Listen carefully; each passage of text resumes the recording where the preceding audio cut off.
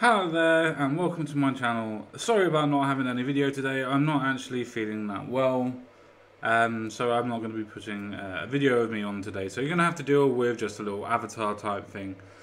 With that being said, there is a massive story that I would like to get into today, and the massive story that I want to get into is the fact that the Home Office knew about the Rotherham attacks, the Rotherham grooming gang specifically, 16 years ago.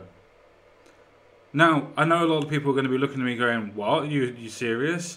Yeah, they've actually, Sajid Javid actually come out and said, no, there's evidence for us knowing about this for over 16 years. So with that being said, let's actually get into the story and we can actually read the actual citations that have been provided for us, shall we? Let's go.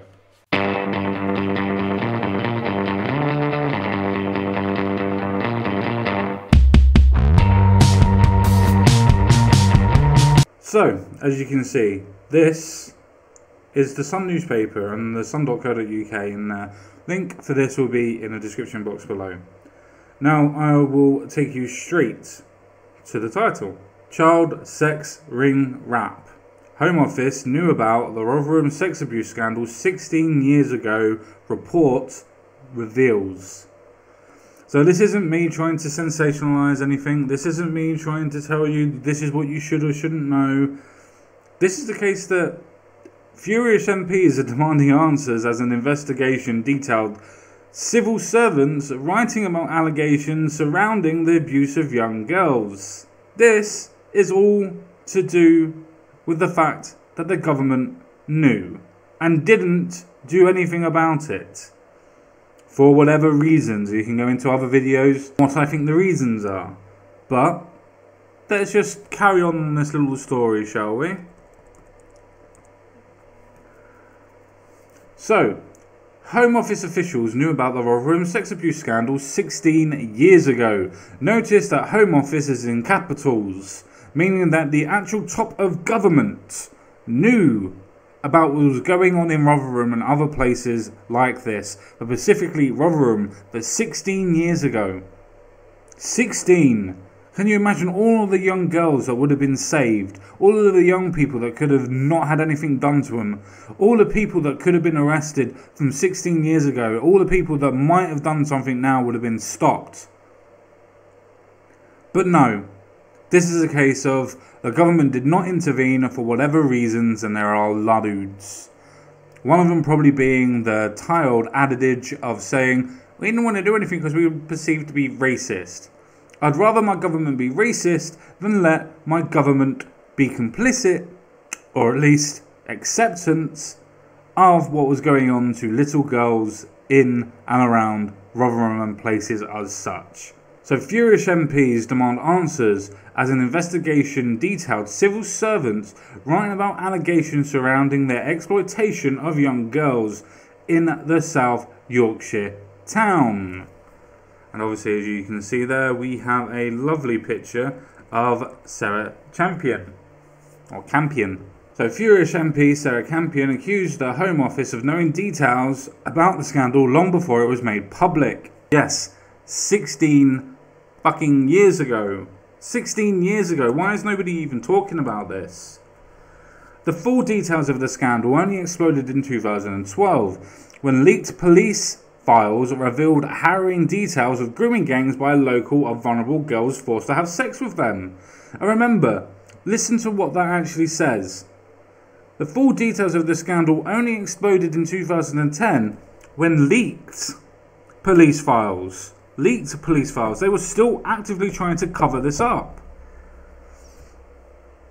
An investigation yesterday found that details were available to the officials which could have been followed up. Surprising that nobody actually did anything on that. One civil servant mentioned claims about a taxi firm employing men actively involved in grooming girls in a letter to the University of Luton, who had been commissioned to research child sexual exploitation. But then again, that's the way they always went. For instance, there was points and people in the civil servants that were actually making noise about this, but then most of them actually got sacked. Please see other video at the top. Now, for video regarding the other bits and pieces about Rotherham, about the way that they were hidden. So Sarah Champion, Labour MP for Rotherham, stormed. It is clear that the Home Office knew about child sexual exploitation in Rotherham from 2002. And that's 10 years ago, before it even actually started to come to light. This actually goes further and says that from 2018, obviously, that it's 16 years ago. And they didn't do anything. Let that sink in. The government didn't do anything. Whatever government is in charge at that point did nothing. Why, when so many in authority knew the scale and severity of this crime, did it take into 2014 for a large-scale investigation to occur? How many lives could have been protected if swift action had been taken a decade before? Which is my whole point. And it gets even better for our Prime Minister. Yes, Prime Minister, yes. The newly published review was ordered by Theresa May as Home Secretary following the J report into the scandal in 2014, which estimated 1,400 children had been abused, groomed and trafficked by gangs in the town. Yes, indeed. So Home Secretary Sajid Javid said it was clear pieces of information questioning the response of the statutory services were available to the Home Office. This is Sajid Javid saying that yes, we knew about this in 2002. 16 years ago. 16 years ago. Ridiculous. So he said this means that opportunities to follow up on or seek further information about matters in Rotherham, including whether the police and other statutory agencies were responding appropriately, existed. In other words, remember this is still Sajid Javid. These are direct quotes from Sajid Javid, saying that he has known that this has been going on, well, not him personally, but the Home Office has known about it for over 16 years, since 2002, and done nothing as well to actually go through this and be able to work out what's going on at all. No government has been able to do that since 2002, apparently, apart from when leaked police papers were to come out and actually see that no, there is something severely going wrong here. Severely and utterly going wrong. So carrying on from what Sajid Javid has actually said, the Permanent Secretary and I take the issue extremely seriously, and the Home Office will continue to promote amongst all staff the vital importance of using all available information to consider if a child is at risk of abuse. It's too late now, Home Office, to actually put those practices into place when just in Rotherham alone you have over 1,400 girls that have been abused, and those are the ones that the government want you to know about, and not the ones that were told that they didn't have a story or a case to stand on. And that doesn't include the ones that didn't even want to come forward in the fucking first place. So I think you could quite easily double or triple that to begin with, but that's just my estimate. So I'm actually going to play this video that was actually here at this moment in time. I would hope that everybody would be able to listen and hear to it and see what they actually say, because this is the last part of the story. So I just want everybody to actually realise what's actually going on here. That's it. The Home Office has said, no, we've known about it for over 16 years ago. Didn't do anything until after 10 to 12 years after the Home Office knew about something.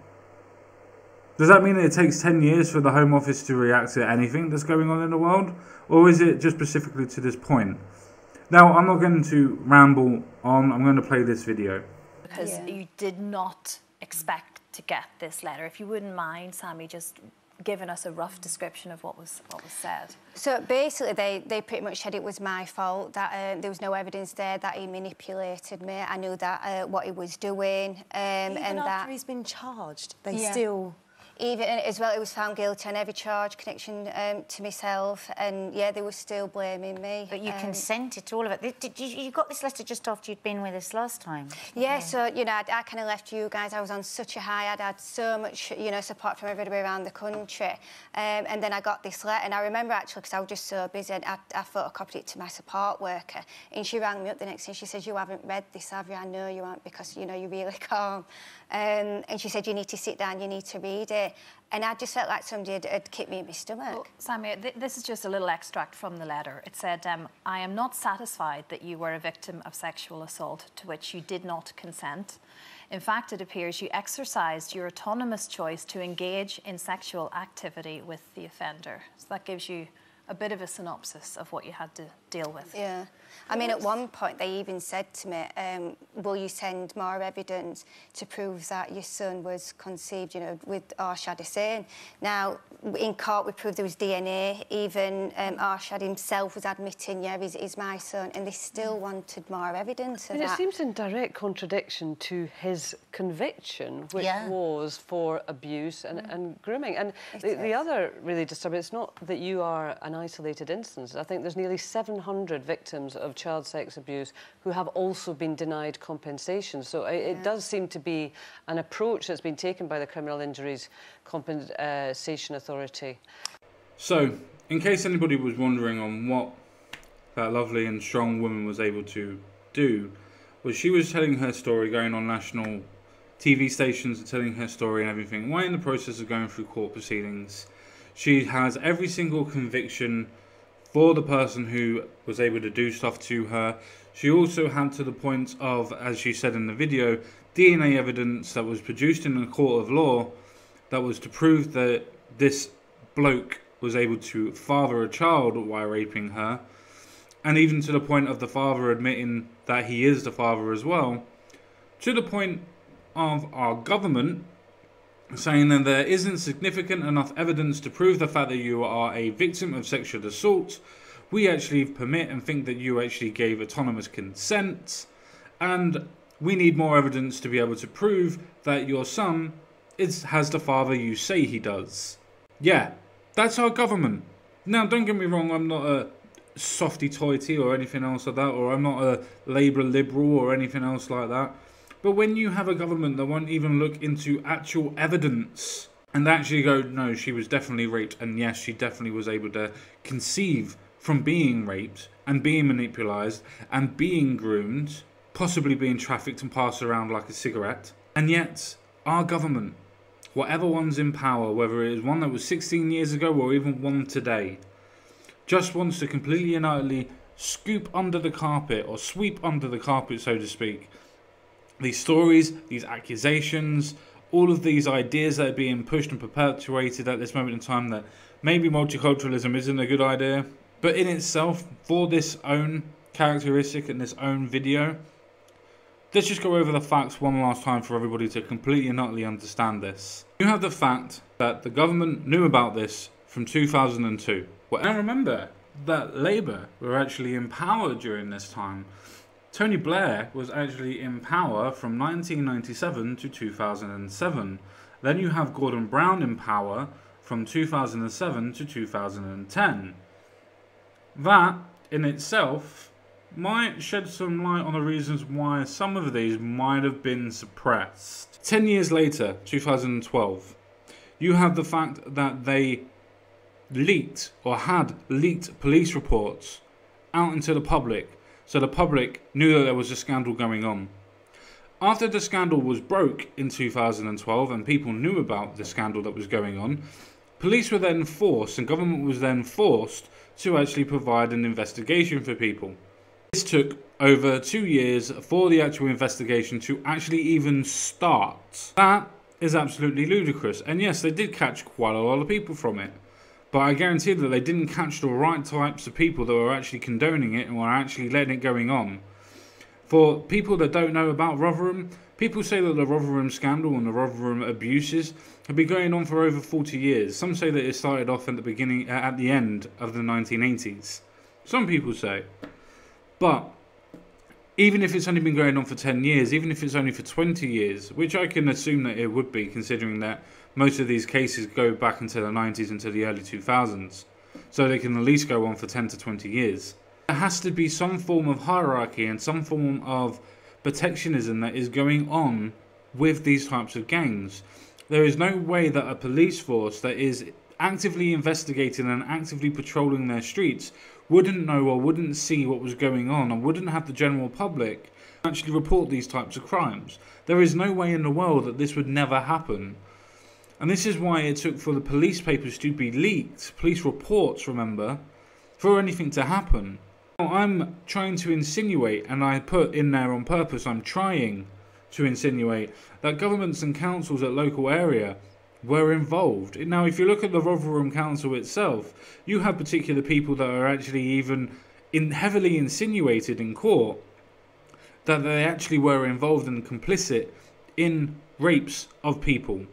Where you actually have, and this is in a court of law, and actually been investigated and had councillors thrown out over, councillors actually coming up to mid-level runners and messengers and telling them you need to be quiet, and if you're not going to be quiet, we're actually going to sack you, or you can leave on your own accord. They were silencing whistleblowers. You also have the points of when youth centres were actually reporting this to the council and the police would actually go down and close up the youth centres.